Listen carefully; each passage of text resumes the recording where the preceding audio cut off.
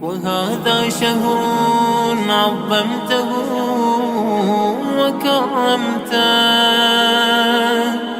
وشرفته وفضلته على الشهور.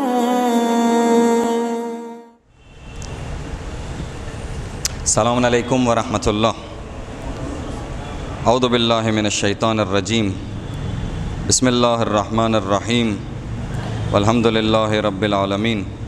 والصلاة والسلام علی اشرف الانبیاء والمرسلین سیدنا و مولانا ابی القاسم مصطفیٰ محمد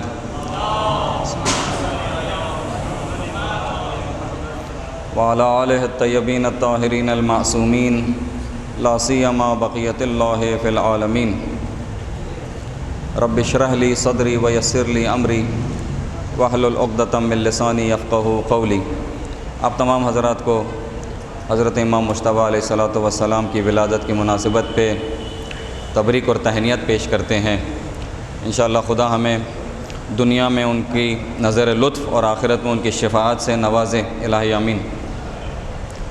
کیونکہ ایک امام کی ولادت ہے اور ایک امام ولی ہے.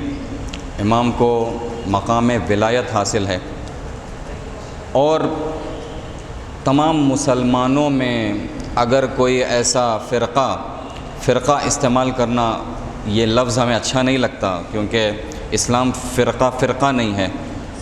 اسلام ایک دین ہے جس کو ہم مانتے ہیں، جس کا عنوان تشیع ہے. اسلام کیا لے کر آیا ہے؟ اسلام تشیع لے کر آیا ہے.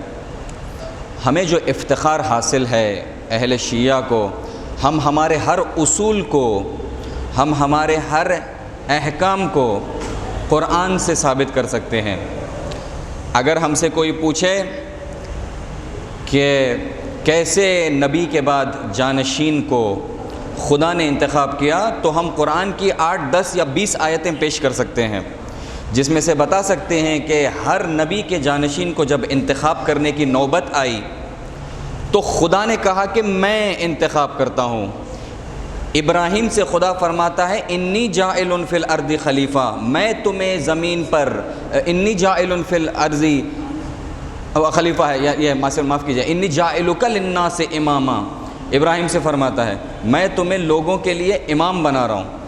ویسے ہی جب موسیٰ پوچھتے ہیں کہ میرے بھائی کو میرا وزیر بنا، تو خدا کہتا ہے کہ میں تمہارے بھائی کو وزیر بناتا ہوں. جب بنی اسرائیل اپنے اس زمانے کے نبی سے، جس کا ذکر نہیں ہے قرآن میں، جن کا نام نہیں آیا ہے قرآن میں، کہتے ہیں کہ ہمارے لیے ایک رہبر اور ایک پیشوا اور ایک امام کو انتخاب کیجیے تاکہ ہم جا کر ظالم قوموں سے جنگ کریں، تو کہتے ہیں کہ ان اللہ اصطفیٰ طالوت ملکا، خدا نے طالوت کو تمہارے لیے امام بنایا ہے، ملک بنایا ہے. تو ہم ثابت کر سکتے ہیں جو سب سے اہم مسئلہ ہے توحید اور نبوت کے بعد ولایت کا، امامت کا، قرآن سے ثابت کر سکتے ہیں کہ کبھی ایسا نہیں ہوا کہ امت نے کسی کو امام کے طور پر انتخاب کیا. طالوت کی قوم چاہ رہی تھی خود انتخاب کریں، لیکن ان کے نبی آ کر کہتے ہیں کہ خدا نے انتخاب کیا. تو یہ ہمارا حسن ہے، شیعہ کا حسن ہے. ایک اور حسن اور ایک اور تمایز جسے ہم دوسروں سے الگ ہوتے ہیں، اور بہت ہی زیادہ ہمیں اس مفہوم سے اور اس عبارت سے محبت ہے، اور اہل تشیع اب تک اس مفہوم کے لیے اور اس در حقیقت کے لیے اپنی جان کو، اپنے خون کو نثار کرتے ہوئے آئے ہیں، وہ ہے ولایت. ولایت در حقیقت شیعہ کی پہچان ہے اور ضروری بھی ہے. ولایت دین ہے در حقیقت. تو آج ہم نے یہ سوچا کہ کیونکہ ایک ولی خدا، ایک امام معصوم کی ولادت ہے، تو ولایت کے مفہوم پر تھوڑی سی روشنی ڈالتے ہیں. اس سے پہلے آپ کے خدمت میں ایک حدیث. ولایت کو بھی اگر ہم سمجھیں تو احادیث اور روایت کے سہارے سے سمجھیں، نہ مجھ جیسے لوگوں کے سہارے سے. حدیث ہم سے اور روایت اور قرآن اور امام اور معصوم ہم سے ولایت کے بارے میں کیا کہنا چاہتے ہیں. یہ سب سے بہترین طریقہ ہے ولایت کو پہچاننے کا، ولایت کو ولی کے ذریعے سے سمجھنے کی کوشش کرنا. جوان بہت زیادہ سوال پوچھتے ہیں کہ ولایت کیا ہے اور ہم ولایت کے لیے کیا کریں، ولایت میں ماننا یعنی کیا، اگر کوئی ولایت رکھتا ہے تو وہ عمل میں کیسا رہے. میں نہیں بتاؤں گا اس چیز کو، خود امام رضا علیہ الصلوۃ والسلام آپ کو بتائیں گے، اور ان سوالات کا جواب آپ کو دیں گے۔ اس سے پہلے ایک حدیث، تاکہ ہم پہچاننے کی کوشش کریں کہ اہمیت ولایت کی کتنی زیادہ ہے، اس کے بعد دیکھتے ہیں کہ ولایت کیا ہے مختصر۔ انشاءاللہ اگر توفیق ہوئی تو آنے والے دنوں میں آپ کی خدمت میں اور زیادہ ولایت کے نسبت تذکرہ کریں گے، دوسرے علماء سے بھی آپ استفادہ کریں گے انشاءاللہ۔ فرماتے ہیں ابی جعفر علیہ الصلوۃ والسلام، پانچویں امام،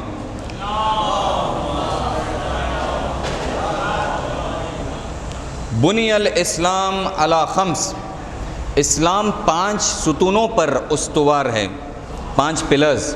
بنی الاسلام، بنایا گیا ہے اسلام 5 ستونوں پر، 5 پلرز پر۔ فرماتے ہیں کہ علی الخمس، علی الصلاۃ، علی الزکوٰۃ، علی الصوم، علی الحج،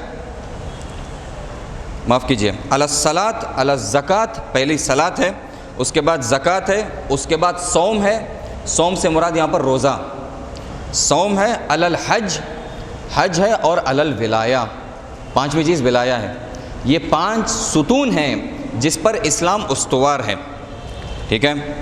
اس کے بعد فرماتے ہیں کہ ولم ینادا بشیء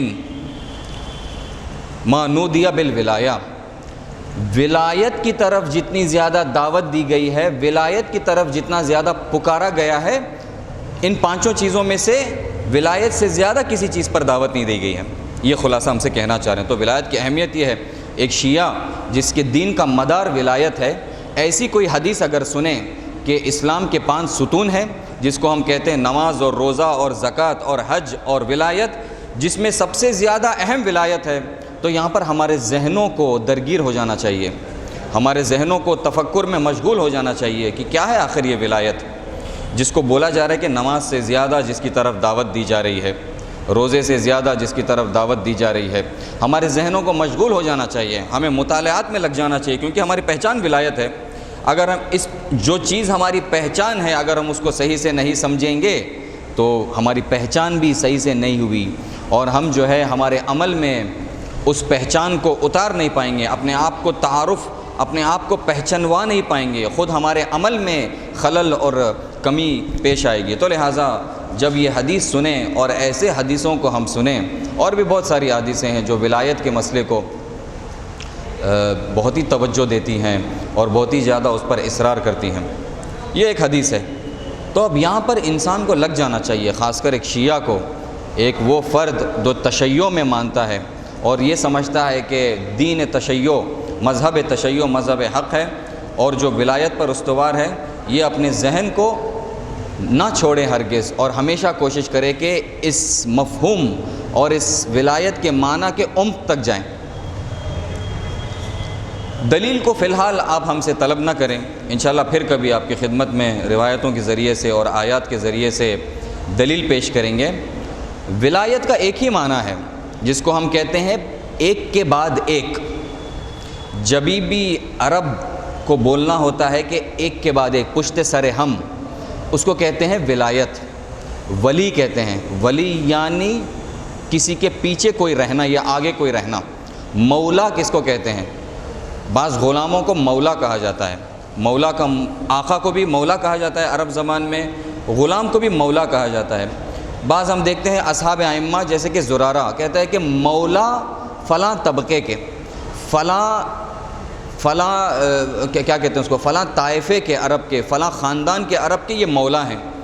ایک علم رجال میں جب راویوں کے طبقات کو بررسی کیا جاتا ہے، اور ہمارا وقت مختصر ہے تو ہم ڈیٹیلز میں نہیں جانا چاہیں گے، تو خلاصہ اگر کوئی غلام کسی طائفے سے، کسی قبیلے سے تعلق رکھتا ہے، اس کو کہتے ہیں یہ اس قبیلے کا مولا ہے، یعنی کیا یہ اس قبیلے سے جڑا ہوا ہے۔ جڑا رہنا، ایک کے بعد ایک آنا، اس کو ہم کہتے ہیں ولایت۔ یہ ولایت 3 ٹائپ کی ہوتی ہے، انشاءاللہ قرآن سے پھر کبھی آپ کی خدمت میں دلیل پیش کریں گے۔ قرآن میں آیتیں ہیں، تمام تر قرآن میں آیتیں ہیں۔ یہ ولایت 3 ٹائپ کی ہوتی ہے۔ ایک ولایت اللہ، اللہ ولی الذین آمنوا، خدا ولی ہے جو ایمان لاتے، مومنین کا، یہ ولایت خدا ہے۔ دوسری ولایت ولایت امام معصوم. چھوٹے بچے ہیں، چھوٹے بچوں کو کچھ بھی کرنے دینا چاہیے. اگر آواز نکالیں، یہاں پر دوڑیں اور جو ہے آواز کریں، کوئی بات نہیں. چھوٹے بچوں کو ہم آزاد چھوڑیں، 7 سال تک آزاد چھوڑیں چھوٹے بچوں کو. اگر وہ آواز کریں تو ہم اریٹیٹ نہ ہوں، ان کو روکیں نہ، ان کو ٹوکیں نہ. زیادہ سے زیادہ یہ کریں کہ باہر لے کے جائیں اور کوئی جا کر ان کے ساتھ کھیل میں مشغول ہو جائیں. یہ ہمارا سرمایہ ہے. ایک صلوات بھیجیے گا محمد وآل محمد پر.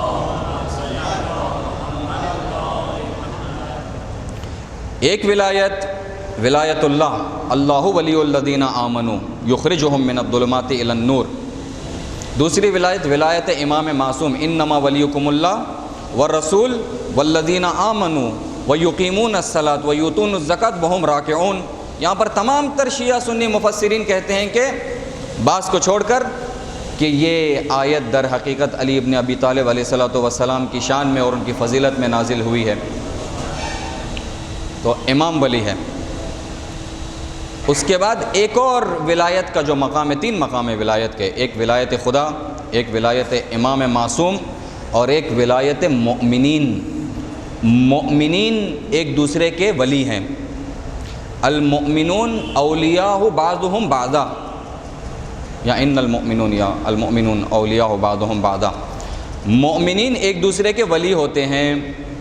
مومنین ایک دوسرے کے ولی ہوتے ہیں. ولی سے یہاں پر مراد کچھ اور ہے. جب ولایت امامت سے جوڑی جاتی ہے تو وہ ہمارے امام ہیں اور ہم ان کے پیروں ہیں. جب مومنین سے جوڑی جاتی ہے تو یہاں پر محبت اور ایک دوسرے کی اطاعت اور پیروی کا معنی دیتا ہے. ایک دوسرے کی مدد اور ایک دوسرے کے آگے پیچھے رہنا، سہارا بننا مومنین کے لیے یہ معنی دیتا ہے. خدا کے لیے کچھ اور معنی دیتا ہے یہاں پر. تو 3 ٹائپ کی ولایتیں ہیں اور مختصر قرآن کی آیات سے آپ کی خدمت میں ثابت کرنے کی کوشش کیا کہ یہ ولایت ہماری جیب سے نکال کر آپ کی خدمت میں بیان نہیں کر رہے ہیں، بلکہ قرآن سے نکال کر آپ کی خدمت میں پیش کر رہے ہیں. تو یہ 3 ٹائپ ہیں ولایت کی. اور یہ اس طرح سے ہے، میں مثال کے ذریعے سے آپ کی خدمت میں واضح کروں. جیسے کہ سرکل ہوتا ہے، سینٹر پوائنٹ جو ریڈیس ہے آپ سمجھیں کہ ولایت اللہ ہے. اس کے بعد کا جو پہلا سرکل ہے ولایت امام ہے. اس کے بعد کا جو سرکل ہے وہ ولایت مومنین ہے. اگر کسی کو ولایت معصوم تک پہنچنا ہے وہ ولایت مومنین کے بغیر ولایت معصوم تک نہیں پہنچ سکتا. یہ ہے، یہ تمام چیزیں ہیں. ابھی آپ کو روایت میں پیش کریں گے. پہلے توضیح دے رہے ہیں تاکہ روایت کو سمجھنے میں ہمیں آسانی ہو. اگر کوئی ولایت مومنین نہ رکھتا ہو، جس کے شرائط کیا ہیں پیش کریں گے، تو وہ ولایت معصوم تک ہرگز نہیں پہنچ سکتا. اگر کوئی ولایت معصوم تک نہ پہنچے، جو کائنات کا ہدف ہے خدا کی ولایت تک پہنچنا، وہ بھی نہیں ہو سکتا. ان توضیحات کے ساتھ اس روایت کو آپ کی خدمت میں توضیح دیتے ہیں اور ترجمہ کرتے ہیں اور دیکھتے ہیں کیا نتیجہ نکل سکتا ہے ایک صلوات کے سہارے سے.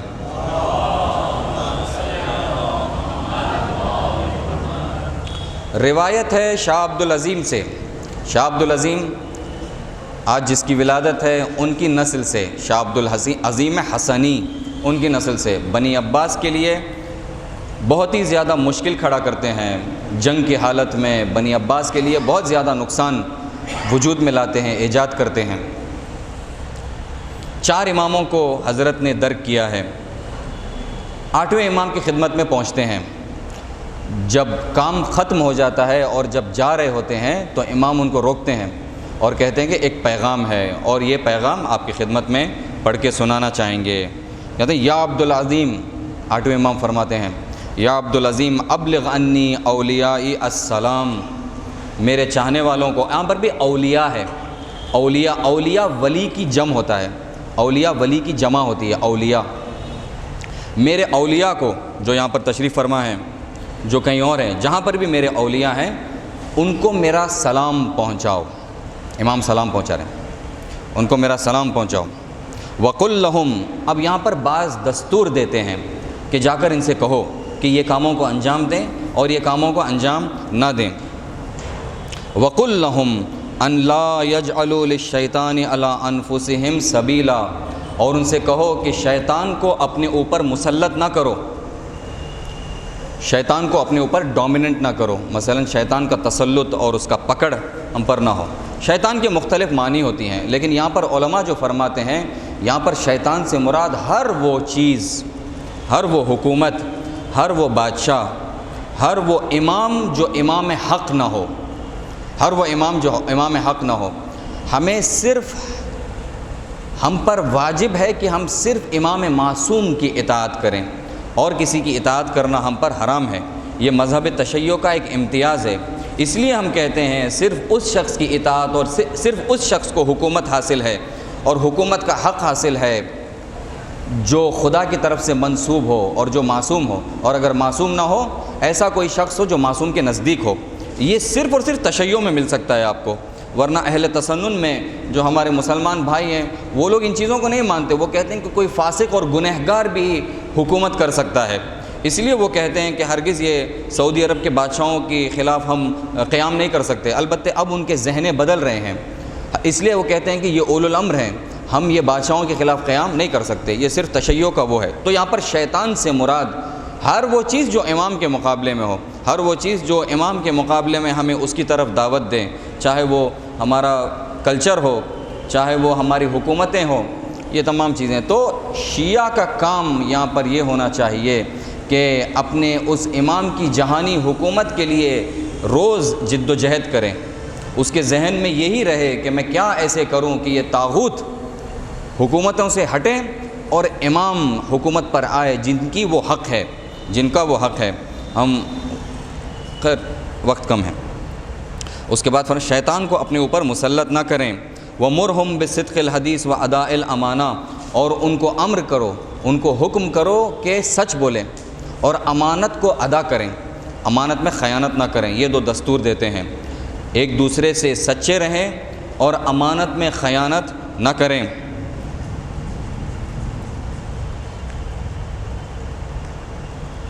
بھلے وَمُرْهُمْ بِالسُّكُوتِ وَتَرْكِ الْجِدَالِ فِي مَا لَا يَعْنِيهِمْ. یہ بہت امپورٹنٹ ہے اور ہم میں یہ تھوڑا سا زیادہ رائج بھی ہے. امام کہتے ہیں کہ ان کو امر کرو کہ وہ سکوت اختیار کریں، سکوت اختیار کریں اور بیکار کی چیزوں میں ایک دوسرے سے بحث نہ کریں. جو چیزیں بیکار کی ہیں ان میں ایک چیزوں سے بحث نہ کریں. ایک انسان ہم سے آ کر بحث کرنا چاہتا ہے، ہم یہ دیکھیں یہ بحث کرنا، اس کا جواب دینا کیا میری دنیا کے فائدے میں ہے، کیا میرے آخرت کے فائدے میں ہے. اگر دونوں کے فائدے میں نہیں ہے تو بھائی تم صحیح ہو بول کے آگے نکل جائیں. کوئی مشکل نہیں ہے، کوئی مشکل نہیں ہے. ضروری نہیں ہے ہمارے لیے کہ ہم رکیں اور ثابت کر کے دکھاؤں گا کہ یہاں پر میں صحیح ہوں یا میرا علم دکھاؤں. کوئی آ کر فلاں موضوع پر ہم سے اگر بحث کریں تو ہم کہیں کہ تم ہی صحیح ہو اور آگے نکل جائیں. کیا مشکل ہے؟ یعنی کیا مثلاً اگر آپ کے سچے ثابت ہونے سے دنیا بدلنے والی ہے؟ کچھ نہیں ہونے والا ہے. نہ دنیا میں کوئی فائدہ ہے نہ آخرت میں کوئی فائدہ ہے. ہم جیسے کہ قرآن میں بھی ہے کہ اگر کم عقل لوگ آ کر آپ ہم کہیں کہ بحث کریں تو آپ قالوا سلاما، سلام بول کے نکلتے رہو آگے. یہ در حقیقت یہ ہے. تو کہتے ہیں کہ بیکار کی چیزیں فیما لا یعنیہم، جو ان سے مربوط نہیں ہے اس میں بحث میں نہ پڑیں، جدل نہ کریں ایک دوسرے سے. یہ بہت اہم ہے، یہ بہت اہم ہے کیونکہ جدل اور بیکار کی بحثیں امتوں میں اختلاف لے کر آتی ہیں، نفرت اور کینہ ایجاد کرتی ہیں. یہ روایتوں میں ہے ہمارے، تو لہٰذا ان کام کو امام فرماتے ہیں کہ نہ کریں. بھلے اس کے بعد فرماتے ہیں کہ وَإِقْبَالُ بَعْضِهِمْ عَلَى بَعْضٍ، ایک دوسرے وَمُزَاوِرَةٌ وَالْمُزَاوِرَةُ، کہتے ہیں کہ ایک دوسرے کا استقبال کریں، ایک دوسرے کو ویلکم کریں اور ایک دوسرے کی زیارت کریں. زیارت کرنے سے مراد یہاں پر ایک دوسرے سے ملیں. یہ بہت زیادہ ایک دوسرے سے ملیں. مومنوں کا ایک دوسرے سے زیادہ ملنا روایتوں میں فراوان تاکید ہے. فرماتے ہیں کہ ایک مومن اس نیت سے اپنے گھر سے اگر نکلیں، اگر میں روایت کو صحیح بیان کر رہا ہوں، روزے کا وقت ہے تو میں اس تاکید کے ساتھ کہ ممکن ہے تھوڑی سی غلطی ہو جائے بیان کرنے میں، لیکن مفہوم بالکل یہی ہے، مفہوم بالکل یہی ہے.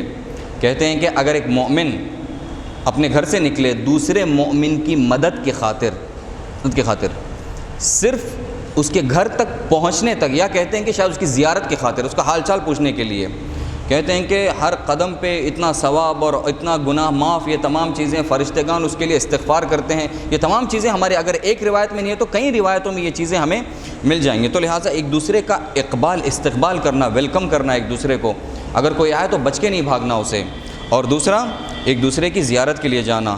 فَإِنَّ ذَلِكَ قُرْبَةٌ إِلَيَّ، جوان سوال کرتے ہیں بہت زیادہ کہ مثلاً ہم کیا کریں جسے ہم امام سے نزدیک ہوں. امام کہتے ہیں کہ اس میں مجھ سے قربت ہے. فَإِنَّ ذَلِكَ قُرْبَةٌ إِلَيَّ، میرے سے قربت اس چیز میں ہے، ایک دوسرے کے اقبال میں اور ایک دوسرے کے مزاورت میں، زیارت کرنے میں.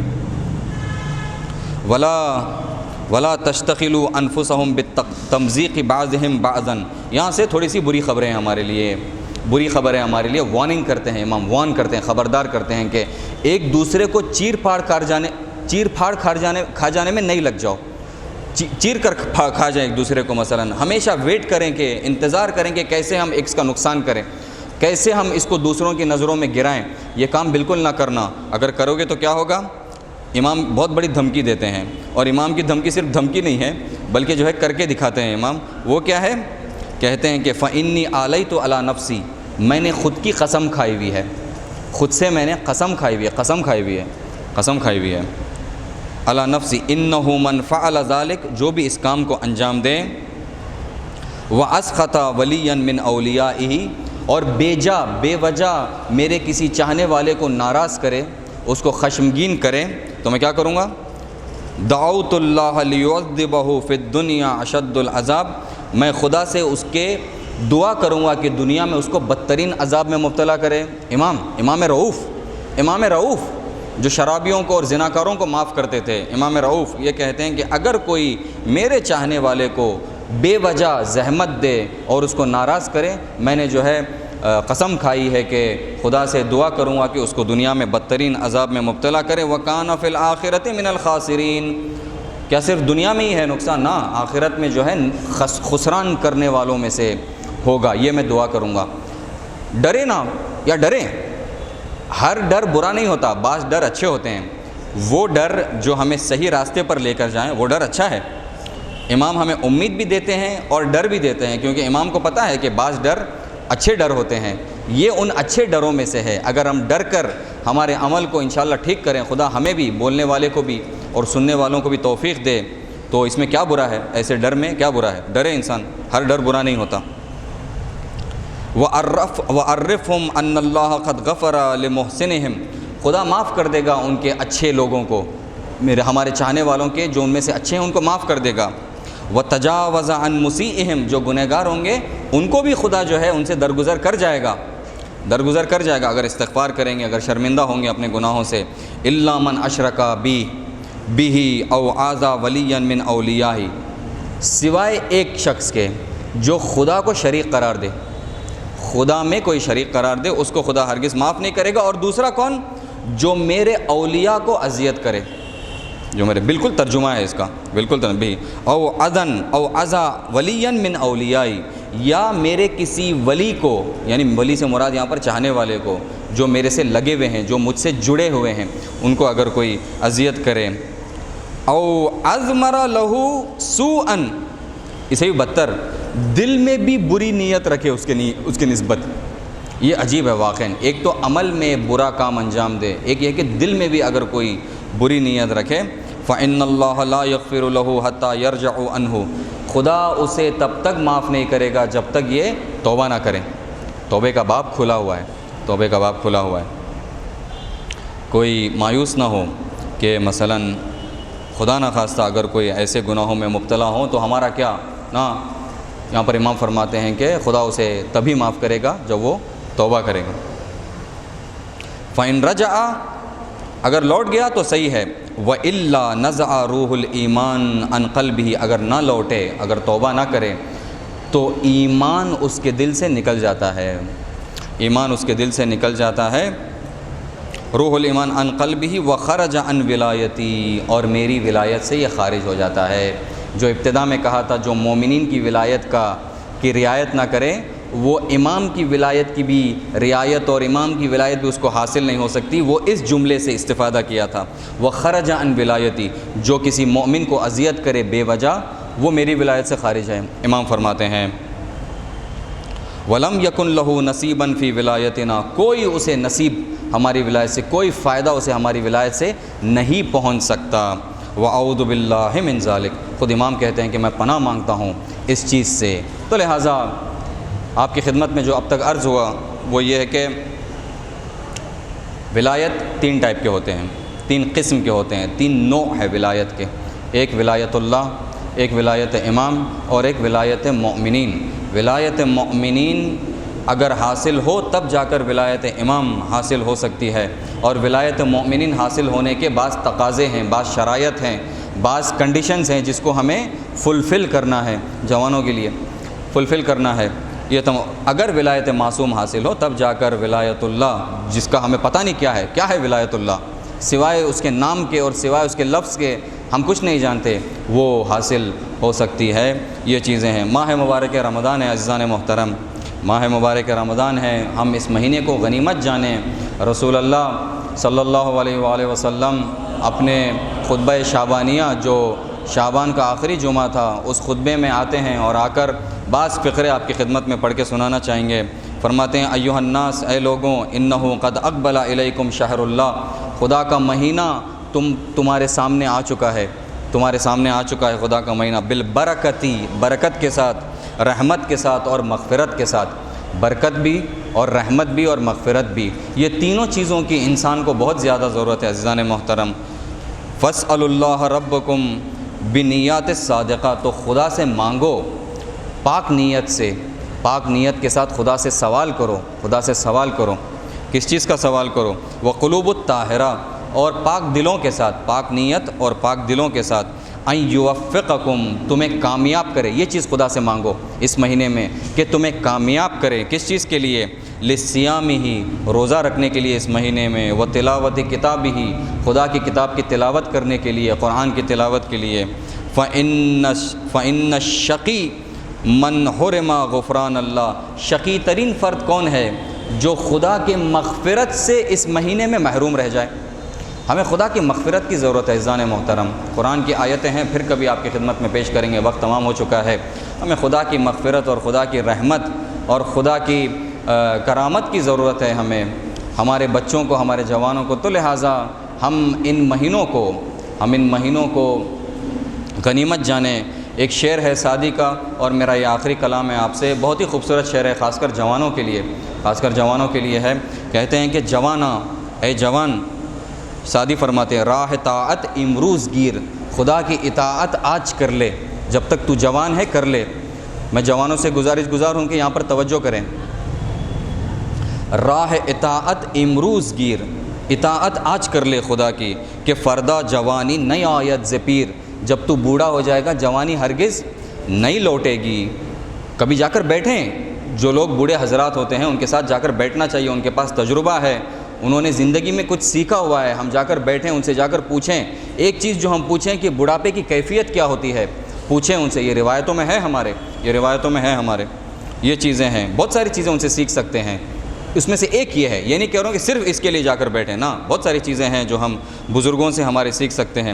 کہتے ہیں کہ ہرگز بڑھاپا نہیں لوٹے گا۔ فراغ دلت حس و نیروئی تن، آج تیرا دل خالی ہے، بڑے لوگوں کی طرح تیرے دل میں مشغولیات نہیں آگے، بچوں کے مشکلات، مثلا کمائی کے مشکلات، آج تیرا دل خالی ہے، تیرے دل میں مشغولیتیں زیادہ نہیں ہیں، اور کہتے ہیں کہ تیرے اندر توانائی بھی زیادہ ہے اے جوان۔ تو چوں میدان فراغس گوئی بزن، اور میدان بھی تیرے سامنے خالی ہے، تو شروع کر، حرکت شروع کر۔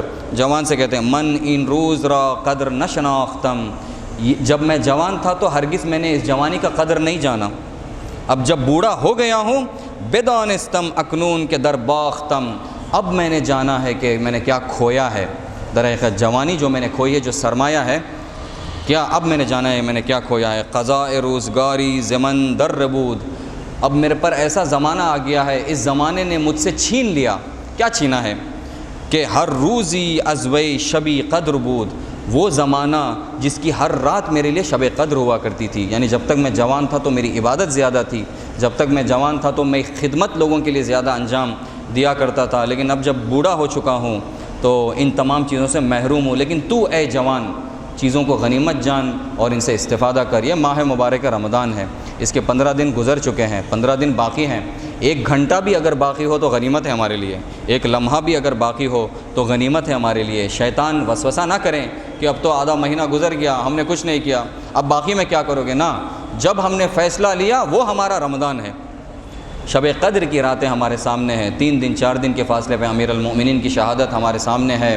ان ایام کو ہم غنیمت جانیں اور جتنا ہو سکے ہمارے آخرت کے لیے ذخیرہ اکٹھا کریں۔ پروردگارا ہمیں توفیق دے کہ اس مہینے میں ہم بہترین استفادہ کریں، ہمارے گناہوں کو اس مہینے میں معاف کر دے، شب قدروں سے ہمیں بہترین استفادہ کرنے کی توفیق عطا فرما۔ ہمارے والدین اگر زندہ ہیں تو ان کے گناہوں کو معاف فرما، اور اگر اس دنیا سے جا چکے ہیں تو ان کے درجات کو بلند فرما۔ وآخر الدعوانا ان الحمد للہ رب العالمین، والسلام علیکم ورحمۃ اللہ وبرکاتہ۔